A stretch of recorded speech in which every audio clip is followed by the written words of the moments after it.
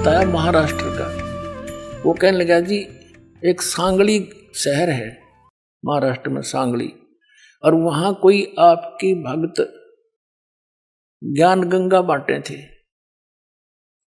और हम वो मेला लगा हुआ था हमारे धार्मिक, और मैं तो भगवान शंकर का पुजारी, उसके अतिरिक्त मैं किसी ने मानू नहीं था। हमारे साथ मेरा भाई था छोटा 10-12 वर्ष का, और हम सारा परिवार मत्था टेकने जावा थे शिव के मंदिर में, बड़ा मेला था वहां का। वह पुस्तक बेच रहा था तो उसमें लिखा हुआ था कौन ब्रह्मा का पिता है, कौन विष्णु की माँ, ये ऐसे ऐसे। वो छोटा भाई जाकर हमसे पिता नहीं कैसे पहले वो लेने चला था, मैंने मना कर दिया कि ना ये तो बकवास लिख रखी है ना। जब तो वो मेरे साथ आ गया, फिर पता नहीं कब निकल कर गया, वो किताब खरीद लिया वहां से, बुक, और छुपा कर रख ली उसने। जब मैं गाड़ी से उतरने लगा तब देखा मैंने वो पुस्तक ले रहा हाथ में, उसे मैंने छीन ली और मेज पर उल्टी रख दी कि इसके दर्शन भी नहीं करूं। वह रखी रही 2 महीने तक। एक बार मेरा कुछ ऐसी टेंशन बनी, कुछ ऐसे सर्कमस्टांस बन गए, मेरा सिर पाटन हो गया, घनी टेंशन हो रही किसी बात की, और मैं बाहर बैठ गया चेयर लेके। थोड़ी देर में ध्यान आया, पुस्तक दिखी वो रखी रखाई। मैंने सोचा इसने देखता क्या है, मैं लगा उस पुस्तक को पढ़ने। वो मेरी तो टेंशन मतलब याद भी कोई ना कचकित गई, और 3 दिन कंटिन्यूस पढ़ी। और सह परिवार लेकर आ गया परमात्मा का बच्चा, सारे परिवार को।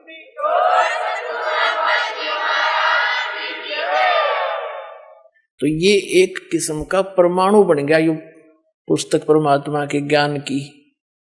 अब वो उससे फिर रिश्तेदार में जाती है, वहां से ले गया सैकड़ों पुस्तक, सबको दूंगा एक एक, और प्यार से पढ़ाऊंगा, अपने कसम खाऊंगा, बताऊंगा सच्चाई क्या है, मेरे जैसे भ्रमित है सारे। तो पुण्यात्माओं, आप सबका दायित्व बनता है यो कि अपने भूला न राह बतावे, और पहले जब बताना जब आपका विश्वास हो जाए कि दास सच्ची कह रहा है, ना भूल के भी इसका जिक्र ना करना जब तक आपका विश्वास ना हो। और विश्वास तो दास करा के छोड़ देगा, कोई बड़का का लेख है, भगवान के बताया हुआ ज्ञान, इसमें इतनी भी मेन मेख नहीं पा सकती, और ये स्वीकार करना पड़ेगा, एक दिन आएगा। तारा मंडल बैठ कर ये चांद बड़ाई खावे, उदय भया जब सूरज का स्यों तारों छुप जावे। अभी तक हम जिस भी देवी देव ने पूजे थे, हमने वो गणाय में मावान लगा था, और परमात्मा के इस ज्ञान की रोशनी में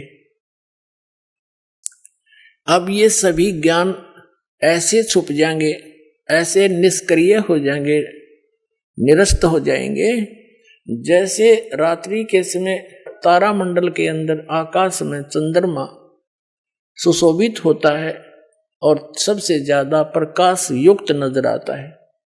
जब सूर्य उदय हो जाता है वो रहता विद्यमान है, पर उसका अस्तित्व नहीं रहता, हमारे लिए उसकी आवश्यकता नहीं रहती उस समय।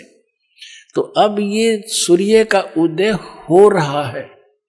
अभी तो ये समझ लो वो देसी भाषा में झोड़ बोड़ा सा ही है, यानी थोड़ा सा वो सूर्य उदय होने से थोड़ा सा पहले रोशनी होती है। अभी तो इतना ही होया है यो। अरे देखना जो शिखर में होगा सूर्य, पूरे विश्व में ज्ञान हो जाएगा, ये पूरे विश्व में।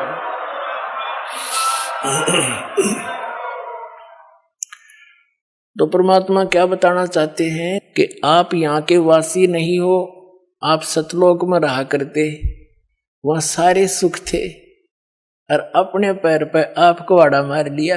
ये दास एक जूनियर इंजीनियर था इसमें, कंस्ट्रक्शन सिविल के अंदर, हरियाणा में इरिगेशन डिपार्टमेंट।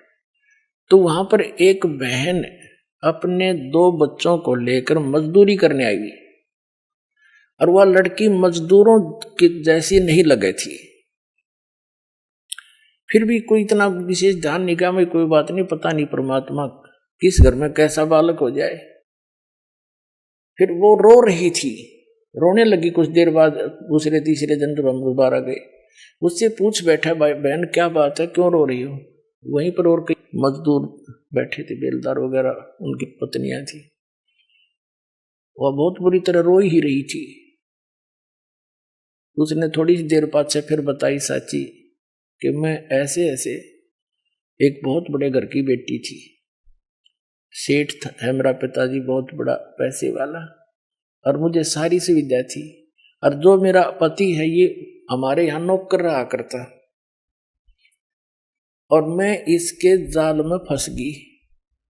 मैं इतनी प्रभावित होगी, मेरे माता पिता मेरे आगे रो भी दिए, उन्होंने मेरे पैर भी पकड़ लिए, बेटी कुछ भविष्य देख ले तू अपना, तू कहाँ जा रही है, रोटी टाइम पे मिले नेगी, क्या हाल होगा तेरा, लेकिन फिर हम तेरे को घर नहीं बढ़न देंगे, या तू पक्की सोच लिए।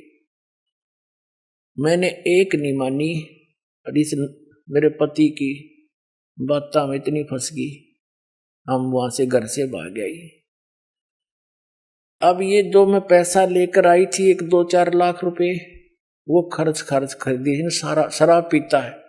अब मैं मजदूरी करती हूँ और वो मेरे पैसों से शराब पीता है, और बोल लूँ तो मैंने रोज कूटे। अब कोई मेरा वाली वारस रहा नहीं कि तो मैं दुख रोज दूं जाके, मैंने अपने पैर पे आपको आड़ा मार रखे।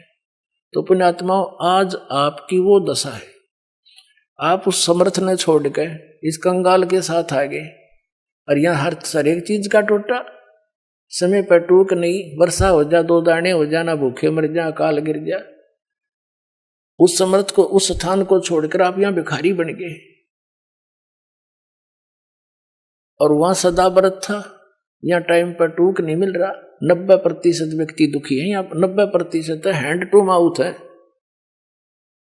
और कम से कम विश्व के 20-30 बल्कि 40% आदमी मांस खा के गुजारा कर रहे, मछली कोई खाने नहीं, ये खाने की चीज है, नरे पाप कमाने।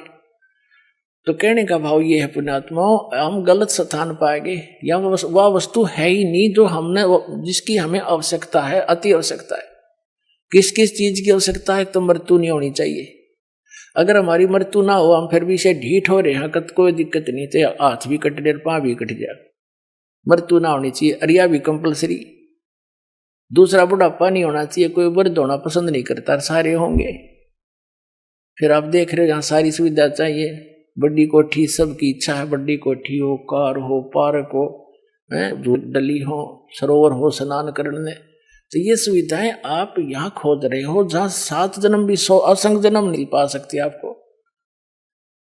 ये सतलोक में है, आपकी ज्यों की त्यों रखी है, वहां आपका सारा सामान सुरक्षित है। लेकिन आपकी बुद्धि कद सेट होएगी जिस दिन आपकी बुद्धि यहां से इस ज्ञान से हटेगी।